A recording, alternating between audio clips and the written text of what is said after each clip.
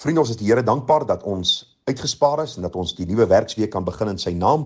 Ons is dankbaar vir elkeen van u wat saam met ons luister en baie dankie ook vir elkeen se terugvoering. Ons is dankbaar dat die Here vir ons so deur sy woord leer en vir ons onderrig sodat ons as wyses kan lewe te midde van die krom en verdraaide geslag. Nou die boek Spreuke is 'n besondere boek in die Bybel, 31 hoofstukke en die man Louis Malherbe het gesê hy het elke dag 'n hoofstuk in die boek Spreuke gelees. Elke dag van elke maand, en die maande wat daar nie 31 dae was nie, het hy maar 2 hoofstukke op 'n slag gelees, maar hy het gereken dat die lewenswyshede in die boek Spreuke was lewensveranderend ook in sy lewe gewees, en daarom wil ek by u pleit, dat u tog die boek Spreuke sal bestudeer, en dan ook die kort oordenkings wat ons daaroor doen, ter harte sal neem, en vir die Here sal vra dat u en ek met wysheid sal lewe, in hierdie krom en verdraaide geslag. Nou ons gaan vanmôre Spreuke 13 klaarmaak. Kom ons kyk gou wat sê vers 23 tot vers 25. Daar staan: die braakland van die armes lewer oorvloedig spys op, maar daar is wat deur ongeregtigheid verlore gaan. Wie sy roede terughou, haat sy seun, maar hy wat hom liefhet, besoek hom met tugtiging. Die regverdige eet totdat hy versadig is, maar die maag van die goddelose ly gebrek.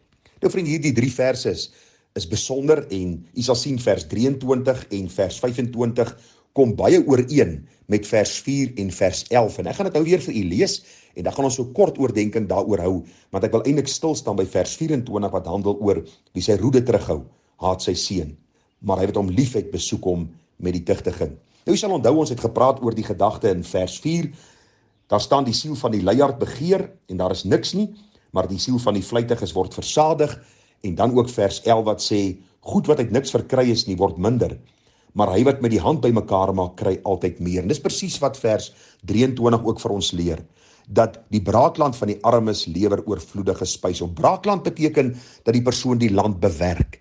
Die Bybel sê vir ons moet ons eer daaraan stel om met ons eie hande te werk.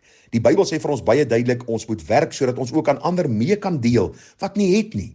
Dis 'n beginsel in die Bybel, nog voor die sondeval, dat die Here vir Adam en Eva gesê het, julle moet die tuin bewerk en bewaak. So, werk is nie 'n straf nie.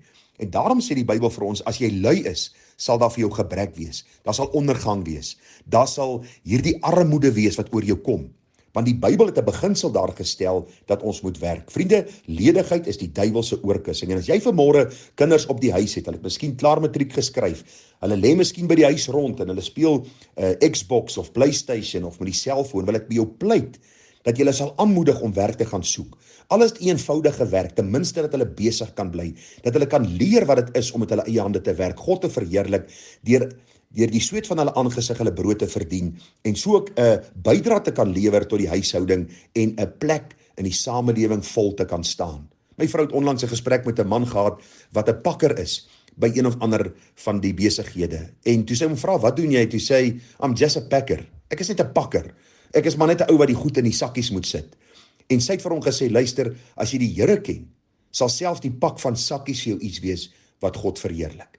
En dis vir my op die einde van die dag baie belangrik. As jou gesindheid reg is, dan sal werk vir jou 'n plesier wees. En die Bybel sê vir ons, die braakland van die armes, iemand wat hard werk, dit lewer oorvloedige spys op. Daar sal altyd kos op die tafel wees. Die Here sal voorsien en sorg, sodat jy kan hê en versadig kan word. Dis presies wat vers 25 sê, die regverdige eet totdat hy versadig is, maar die maag van die goddelose ly gebrek. Die goddelose wil nie werk nie, die goddelose is lui. Die goddelose wil sê, nog 'n bietjie slaap, nog 'n bietjie slymer, nog 'n bietjie handjies vou. En dit, vriende, is 'n swak getuienis, as jy sê jy behoort aan die Here, en jy's eintlik 'n luiaard. Dit hoort by die goddelose, by die ongeredde mense. Daarom is dit belangrik om jou werk met oorgawe te doen, met toewyding te doen, sodat daar oorvloedige spys kan wees. As jy dit nie gaan doen nie, sê die Bybel, gaan jy die vrug van jou handelinge eet. Dan vers 24, wie sy roede terughou, haat sy seun, maar hy wat hom liefhet, besoek hom met tugtiging. Die Bybel praat baie van die tugroede. Nou, ons leef in 'n land waar ons sê ons is 'n demokratiese land, en vriende, ek dink baie keer demokrasie is die ondergang van 'n land. Waarom? Want die boosheid akkumuleer en eskaleer, en daar word mag gegee aan kinders en aan sekere mense wat in boosheid net voortgaan om die land te vernietig en te verwoes. Kom, ek gee vir u 'n praktiese voorbeeld. Die oomblik wanneer ek vir my kind die mag gee en hom in beheer stel van my huishouding of van die skool of van die universiteit, is daar chaos soos dit vandag is. 'n ouer wat die Here liefhet, tugtig sy kind met liefde. Dis nooit om hom kwaad aan te doen nie, maar om hom te korrigeer. En dis presies wat Salomo hier sê. Ons moet nie vir kinders mag gee wat hulle in boosheid sal lei, en dat hulle in hierdie boosheid dinge sal doen wat die land tot ondergang en huishoudings tot ondergang sal strek nie. Maar dat ons hulle juis sal tug, juis sal begelei in die liefde van die Here om te sien dat elke aksie het 'n reaksie en dat elke daad het 'n gevolg. En kom ons lees wat sê die Bybel oor hierdie baie belangrike saak. In Spreuke 19 vers 18 lees ons hierdie woorde wat die wyse Salomo opgeteken het. Hy sê, tugtig jou seun, want daar is hoop, maar laat dit nie in jou opkom om hom dood te maak nie. Ek stem met jy 100% saam, 'n pa of 'n ma of 'n ouer wat toesig hou oor kinders, wat hierdie kinders uitmekaar uitslaan, vriende, sal eendag voor die Here rekenskap gaan gee. Dis verkeerd. Maar goeie tugtiging op die regte tyd met die liefde van die Here is altyd ten goeie. Ek weet my kinders het vir my gesê, en baie keer as hulle klaar 'n pak slag gekry, pa, ek het dit nodig gehad. Want u sien, God weet die beste vir ons. En as hy dit klaar gedoen is met liefde, dan besef hy dit was om te korrigeer, dat hy nie op hierdie pad van vernietiging sal bly aangaan nie. Hierdie tugtiging is nie net altyd fisiese lyfstraf nie. Dis baie keer ook die onthouding van sekere dinge, wegneem van sekere goed, 'n straf om vir hom te sê, my kind, dit wat jy gedoen het is verkeerd.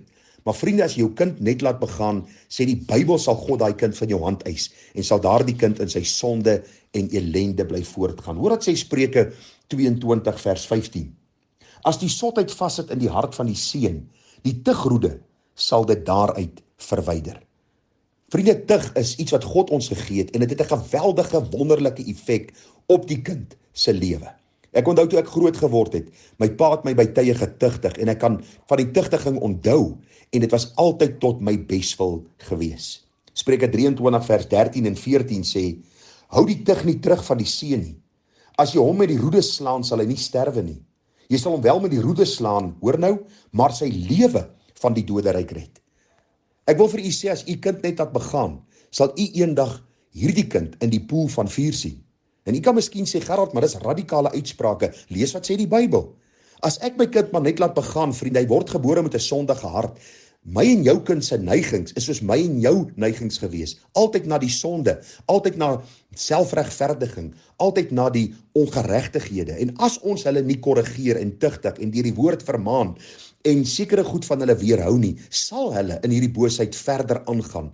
En daarom sien ons, en vriende, dis nie net 'n skoot wat ek uit die sy uitskiet nie. Jy kan maar gaan kyk. Die kinders verval met rasseskrede. Ons beleef 'n tyd waar die meeste kinders verslaaf is aan een of ander dwelm, pornografie, geweld, drank, een of ander iets, PlayStation, Xbox, noem dit. Die deursnee kind kan skaars ordentlik lees. Die deursnee kind kan skaars spel. Die deursnee kind kan skaars goeiemôre of totsiens sê. Waarom? Want ons laat hulle begaan, want ons sê, ag, weet jy, die staat het nou gesê, ons mag hulle nie tug nie, en ag, weet jy, ons wil nou nie probleme vir die kind bring nie, en hy's 'n kind in sy eie reg, hy moet maar self besluit. Luister, jou kind kan nie vir homself besluit nie. As jy so gesind het openbaar, wil ek jou vra, man, as jou kind 5 is, geef hom jou kar sleutel. Sê vir hom, kind, jy kan self besluit, wil jy met hierdie kar gaan ry of nie? Geef hom jou vuurwapen. Sê vir hom, besluit jy maar self. Jy sê vir my, sê Gerald, maar dis 'n dwaase ding om te doen, en ek stem met jou saam. Ons sal dit mos nooit doen nie. Ons sal nooit vir ons kinders die kar sleutel gee of die vuurwapen gee en sê, ag, besluit jy maar self wat jy daarmee wil doen nie. Ons het sekere beperkings wat ons op ons kinders stel. Waarom? Want ons is ouers, ons het klaar die pad gestap. God se woord sê vir ons moet hulle begelei. En dieselfde in hierdie saak. Dis presies wat Salomo sê hier in Spreuke 13.